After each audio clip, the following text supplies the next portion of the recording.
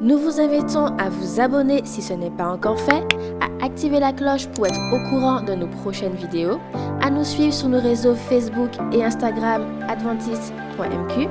Bon visionnage et prenez soin de vous.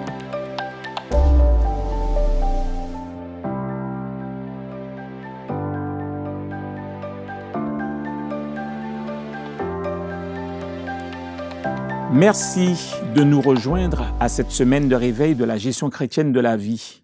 Nous nous retrouvons chaque soir afin d'être régénérés par la parole de Dieu, alors que nous apprenons à mettre Dieu en premier dans nos vies. Soyez bénis et bienvenus parmi nous. Je vous invite donc à prier. Céleste Père, encore une fois, prends le contrôle de cette rencontre. Puisses-tu visiter chaque internaute et chaque téléspectateur par ton esprit et fais-nous du bien encore en ce soir, nous t'avons prié. Au nom de Jésus. Amen.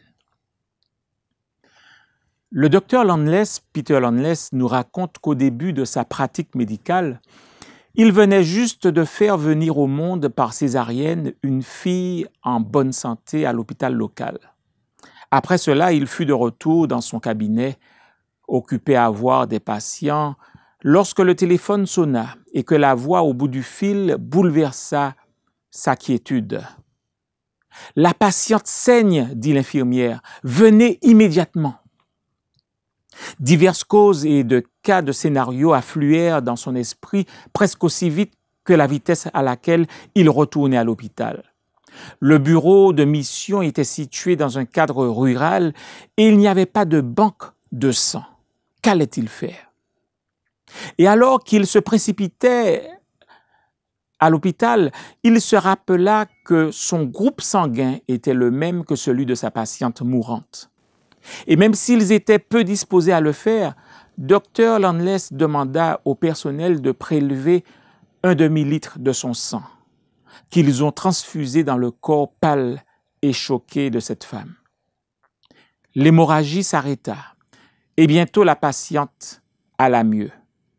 En fait, quelques jours après, elle était de retour au bureau, fraîche et gaillarde avec son beau bébé et une gratitude infinie pour le don de sang de son médecin. Cette situation permit au docteur d'avoir une ouverture pour raconter l'histoire merveilleuse de notre Sauveur qui a donné son sang pour nous sauver tous.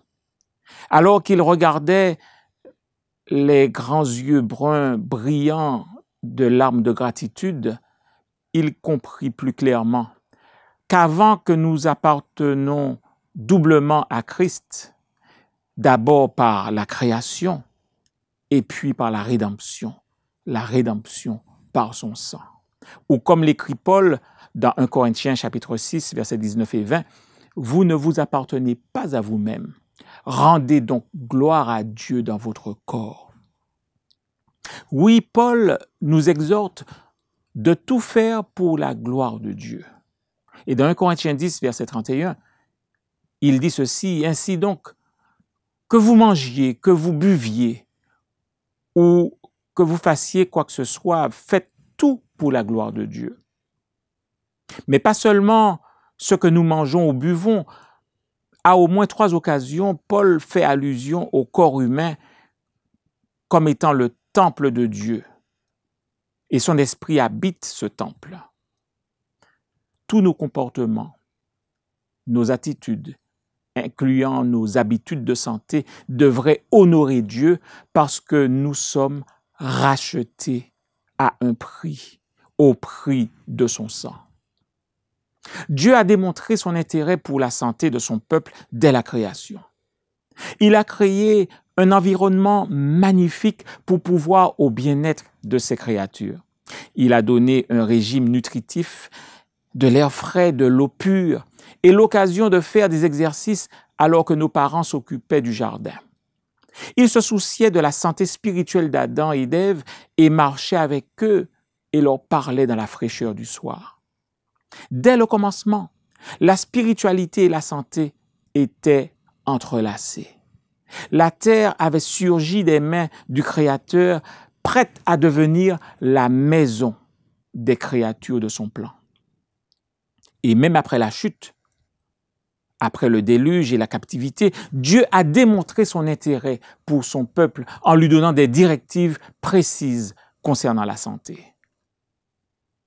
En vérité, dès le début de l'Ancien Testament, Dieu trouva bon de donner à son peuple des instructions sur une vie saine, incluant le régime alimentaire, l'hygiène, la propreté, le comportement sexuel. Ces instructions devaient être préventives et distinctives, et elles les protégeaient de plusieurs maladies qui frappaient par exemple les Égyptiens. Lorsque Jésus était sur terre, il guérit des maladies physiques et mentales, reliant le pardon des péchés au bien-être et à une vie abondante, avec un accent précis aussi sur la santé émotionnelle et mentale. Et de plus, Dieu a donné une instruction plus grande à travers les conseils d'Ellen White. En effet, pendant sa vie, elle fut le canal d'information qui façonna la philosophie de la santé et de la spiritualité de l'Église adventiste. Dans son livre « Le ministère de la guérison » à la page 12, nous lisons ce qui suit. En enseignant les principes de la santé, ne perdez pas de vue l'essentiel de la réforme, à savoir assurer le développement le plus élevé du corps, de l'âme et de l'esprit. Faites comprendre que les lois de la nature étant celles de Dieu, elles sont établies pour notre bien. Que notre soumission à ces lois nous procure le bonheur ici-bas et nous prépare pour la vie à venir. Dans Conseil sur la santé à la page 107, elle dit aussi « Notre premier devoir envers Dieu et autrui est celui du développement de soi. Chaque faculté dont le Créateur nous a dotés devrait être cultivée au plus haut degré de perfection pour que nous puissions faire le plus grand bien dont nous sommes capables. Ainsi, on dépense bien ce temps qui est utilisé dans la préservation de la santé physique et mentale. Chers amis, la vision donnée en juin 1863 à Ellen White a révélé que prendre soin du temple du corps est un devoir spirituel et a confirmé l'intégration holistique du corps, de l'âme et de l'esprit. Ainsi donc, repos, soleil, nutrition équilibrée, foi en Dieu, exercice, tempérance, eau et air frais maintiennent un état complet, équilibré. Prendre soin de notre santé a pour principal objectif de nous permettre de servir Dieu et notre prochain. Nous aurons une meilleure santé, mais nous sommes sauvés pour servir. Le point est clair, la gestion inclut le fait de prendre soin de soi, de notre santé. Ce qui est fascinant est qu'Ellen White a parlé de plusieurs problèmes avec une perspicacité prophétique dont la science médicale a démontré aujourd'hui le bien fondé. Le magazine Time, dans son numéro du 28 octobre 1966, a rapporté le résultat positif de la première étude de santé adventiste et a décrit ces résultats comme l'avantage des adventistes, ce qui incluait une réduction de la plupart des cancers et des cirrhoses de foie. Des études postérieures ont révélé une hausse significative de la longévité chez ceux qui suivaient le style de vie adventiste. Les résultats d'études et d'analyses statistiques ultérieures ont été si convaincantes que l'Institut national de santé des États-Unis a alloué presque 20 millions pour mener une étude de la santé adventiste. En bref, la littérature scientifique regorge des bénéfices qui proviennent d'un style de vie sain fondé sur les lois de la nature, le genre de style de vie qu'Ellen White avait promu si passionnément. Nous trouvons inclus dans ces lois de la nature non seulement le régime alimentaire, mais aussi l'exercice et le repos qu'elle a promu comme faisant partie de la gestion de notre corps. Par exemple, on a prouvé que l'exercice réduit une pression artérielle élevée et aide à prévenir la maladie de l'artère coronaire, l'AVC, le diabète de type 2 et l'ostéoporose. Même un exercice modéré, en fait, nous n'avons pas à courir des marathons. Même un exercice modéré peut contrôler le niveau de matière grasse dans le sang, retarder la première attaque de la maladie d'Alzheimer, aide aussi à diminuer le retour de certains cancers et d'alléger la dépression. Le repos est aussi important que l'exercice. Comment faisons-nous concernant le repos? En effet, prenons-nous le temps de récupérer, d'aiguiser la hache? Si nous vivions avec une plus grande conscience de la gestion de la santé, nous serions des outils plus efficaces entre les mains du Maître. La version de la Bible d'Eugène Peterson résume bien le point que nous trouvons dans 1 Timothée 4, verset 8. En effet, l'exercice physique est utile à peu de choses, tandis que la piété est utile à tout, car elle a la promesse de la vie présente et de la vie à venir. Max Lucado emploie une illustration frappante dans son livre intitulé « It's not about me ». En français, « Il ne s'agit pas de moi ».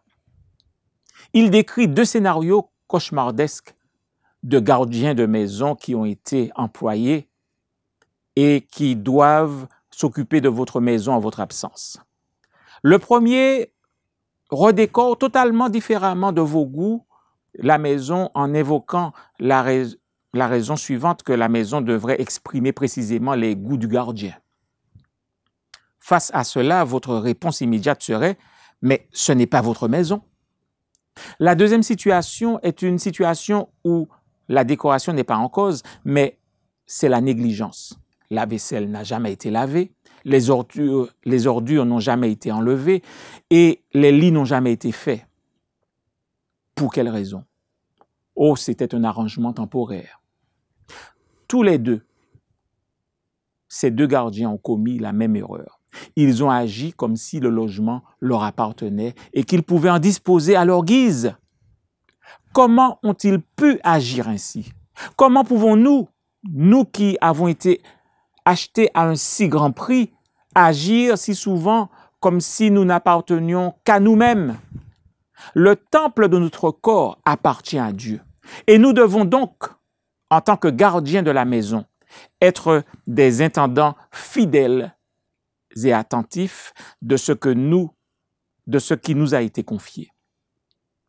Comme nous l'a dit l'apôtre Pierre dans son épître 1 Pierre chapitre 1, versets 18 et 19, voilà ce qu'il est dit, sachant que ce n'est pas par des choses périssables, par de l'argent ou de l'or que vous avez été rachetés de la vaine manière de vivre que vous aviez hérité de vos pères, mais par le sang précieux de Christ, comme d'un agneau sans défaut et sans tache.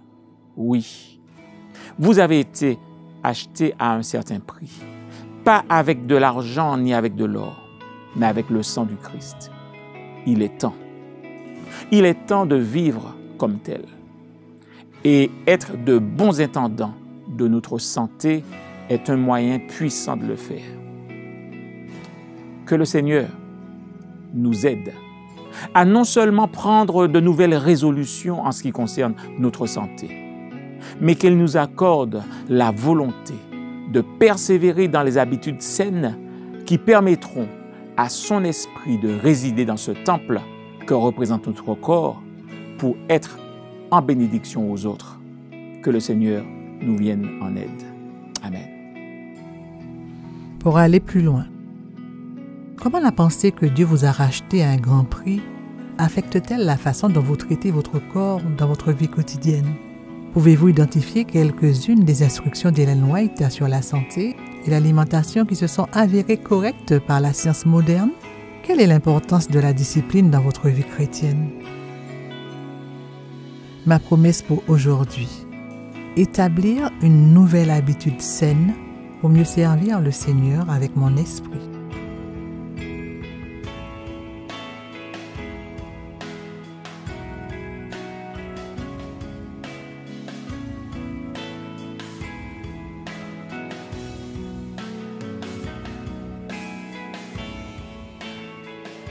Nous vous invitons à vous abonner si ce n'est pas encore fait, à activer la cloche pour être au courant de nos prochaines vidéos, à nous suivre sur nos réseaux Facebook et Instagram adventiste.mq. Bon visionnage et prenez soin de vous.